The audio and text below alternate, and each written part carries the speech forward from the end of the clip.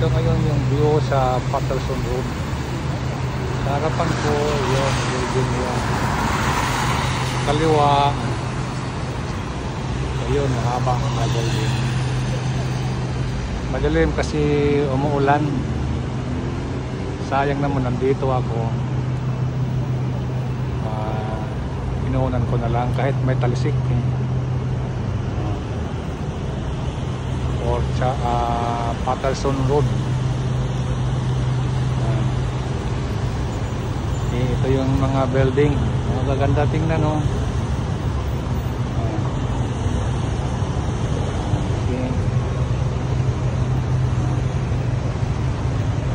Ito yung Mark Spencer building. May image dyan.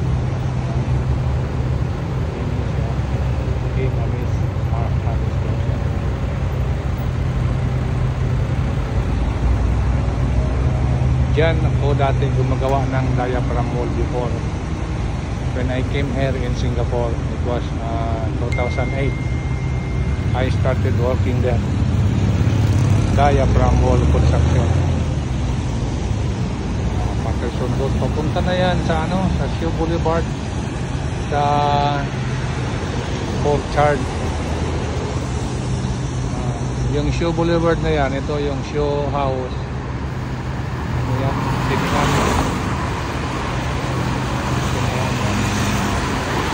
Sa baba, ito yung commercial mall yan, mall. Yung sa taas, condominium yan, for rental. At ito yung Mark and Spencer, ito yung parang kulay brown. Lahat ay, yung level na yan ay, yan, commercial yan, business.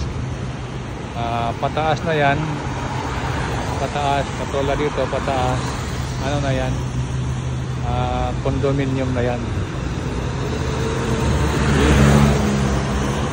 Ganda tingnan, no? Yung senta, kung gusto kang manonood ng sine, yan na lang, tingnan mo sa taas. Yung senta. May salida dyan, Shaw House.